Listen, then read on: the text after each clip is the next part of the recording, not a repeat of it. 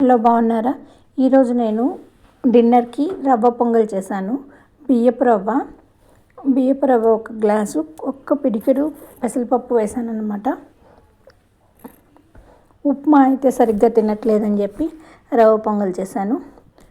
ఇది కుక్కర్ పెట్టాను అనమాట. కుక్కర్లో అయితే 3 విజిల్స్ కానీ 4 విజిల్స్ కానీ వచ్చేస్తే ఈజీగా ఉంటుందని కొంచెం ఆయిల్ వేసాను, జీలకర్ర వేసాను, ఎండుమిర్చి, ఇంగువ, మనం దీంట్లో అల్లం, పచ్చిమిర్చి అన్నీ వేసుకోవచ్చు, జీడిపప్పు అన్నీ వేసేసుకొని కొంచెం ఫ్రై అయ్యాక ఇది ఒక గ్లాస్ బియ్యపు రవ్వకి పావు గ్లాస్ పప్పు తీసుకుంటే బాగుంటుంది. అది కూడా కొంచెం మిక్సీ చేసి అంటే పౌడర్ లాగా చేసుకొని వేసుకుంటే బాగుంటుంది. నేనైతే అలాగే వేసేసాను.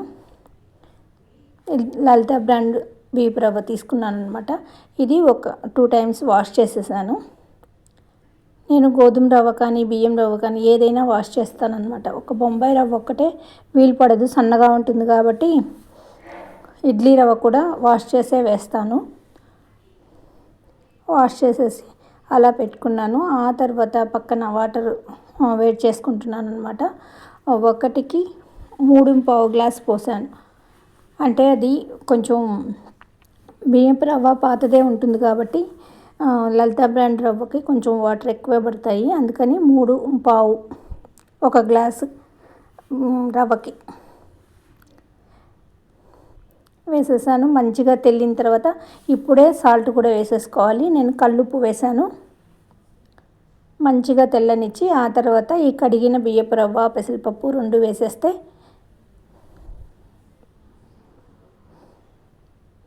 అంటే ఎప్పటికప్పుడు కడిగి వేసేసుకుంటే మంచిదన్నమాట. కొంచెం లావుగానే ఉంటుంది కాబట్టి రవ్వ కడిగినా ఏం కాదు.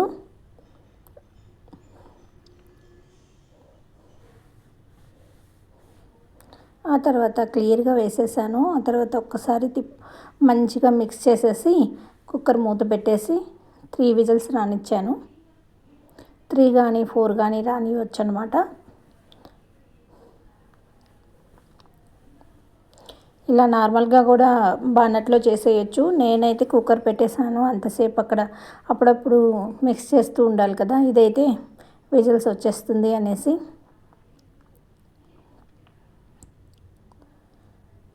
3 విజిల్స్ వచ్చేసాయి. అయిపోయింది. ఒక 5 మినిట్స్ అయ్యాక ప్రెజర్ అంతా పోయాక ఇప్పుడు తీసానమాట. చూసారా, పర్ఫెక్ట్గా ఉడికిపోయింది. మనకు మెత్తగా కావాలంటే కొంచెం వాటర్ వేసుకోవచ్చు. ఇలాగే ఉంటే బాగుంటుంది పొడి పొడిగా. అందుకని ఇట్లానే మంచిగా కలిపేసుకున్నాను. ఉప్పు, పోపు అంతా మంచిగా అయిపోయేటట్టు అయిపోయిందన్నమాట. ఇంక మనం దీంట్లో ఆవకాయ కానీ, పండుమిర్చి పచ్చడి కానీ, ఇంకా ఏదైనా టమాటా పచ్చడి కానీ, లేకపోతే మార్నింగ్ మిగిలిన సాంబార్ కానీ, చారు కానీ, ఇట్లా ఏది ఉంటే దాంతో మనం డిష్ అవుట్ చేసుకోవచ్చు అనమాట. దాంతో సర్వ్ చేసుకోవచ్చు. చారుతో తిన్నా బాగుంటుంది, పెరుగుతో తిన్నా బాగుంటుంది. కొంచెం నెయ్యి వేసేసి మంచిగా మిక్స్ చేసేసాను. ఇంట్లో నెయ్యి చూసారా, పూసగా ఉంది. మొన్న నెయ్యి కరగబెట్టాను చూసారు కదా. ఇది ఒక స్పూన్ వేసేసాను.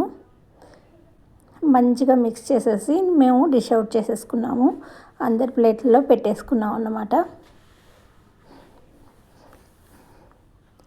ఎంతో ఈజీగా మనం రవ్వ ఉప్మా చేసేసుకున్నాం. బియ్యపు రవ్వతోటి ఉప్మా చేసేసుకున్నాం. ఈ రెసిపీ మీకు నచ్చినట్లయితే లైక్ చేయండి, షేర్ చేయండి, సబ్స్క్రైబ్ చేయండి. థ్యాంక్ యూ అండి. బాయ్ అండి.